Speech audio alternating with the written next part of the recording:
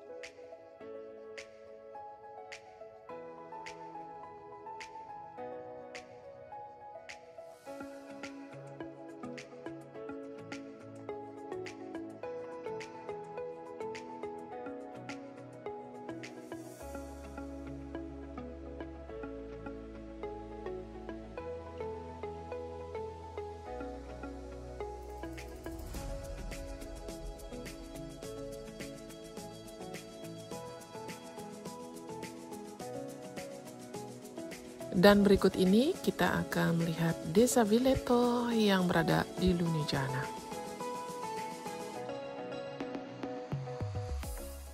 Ciao, ketemu lagi di Jalan-Jalan Giuliana Francesco. Kali ini kita akan mengelilingi desa kecil di sekitar sini yang bernama Villeto. Enjoy ya!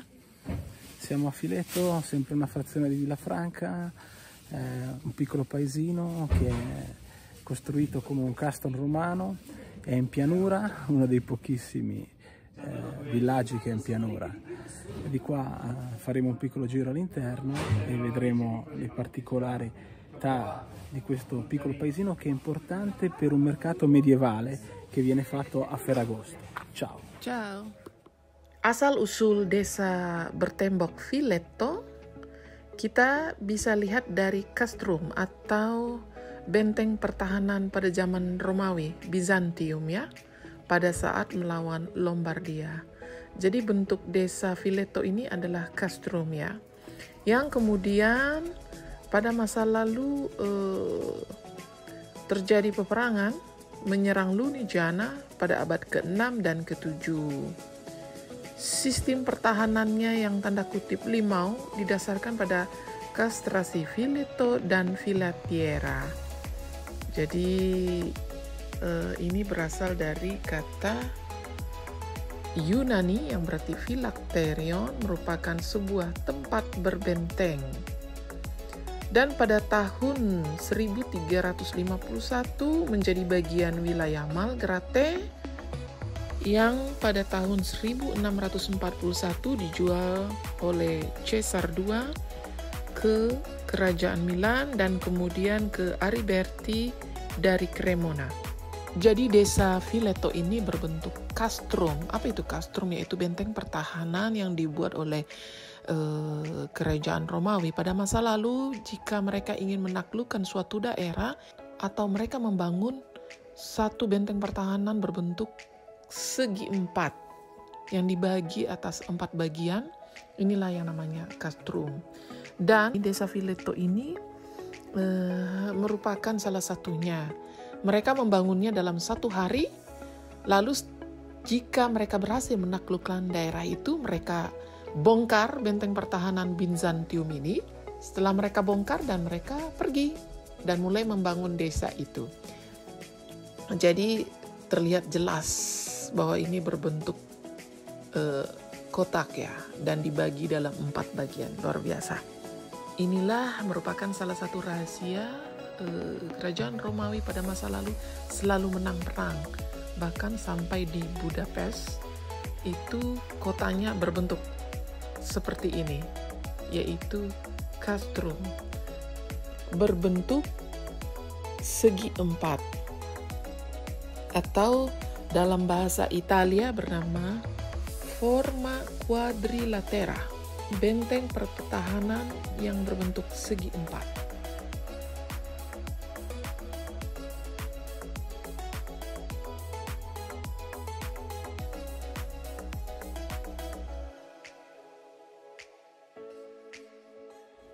Jadi desa ini ada dua akses pintu monumental ya.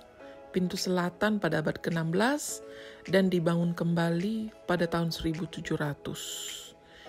Gereja yang ada di alun-alun di desa ini didedikasikan untuk Santo Filipus dan Yakobus yang berada di Palazzo dei Marchesi Ariberti. Ini bangunan besar pada abad ke-17 dengan adanya lorong ya.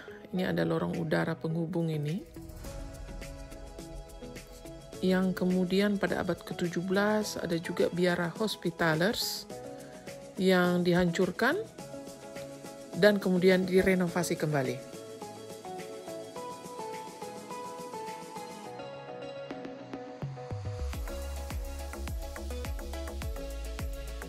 Di dekat desa ini, Desa Viletto, terdapat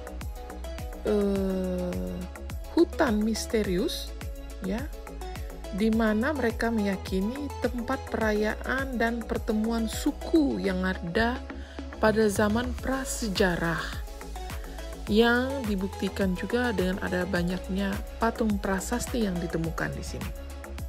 Jadi di Desa Viletto ini setiap bulan Agustus atau Ferragosto mereka mengadakan pasar abad pertengahan. Di sini kesempatan kita melihat kegiatan yang terjadi di desa ini pada masa lalu. Mereka melakukan dekorasi ya, serta adanya pemain sulap, pemain akrobat, kerajinan tangan lokal yang terbuat dari besi, kayu, batu, dan marmer. Nah, untuk edisi tentang pertunjukan pasar abad pertengahan di bulan Agustus akan kami liput di episode lainnya. Terima kasih untuk dukungan kalian. Sampai jumpa di video jalan-jalan Juliana Francesco berikutnya.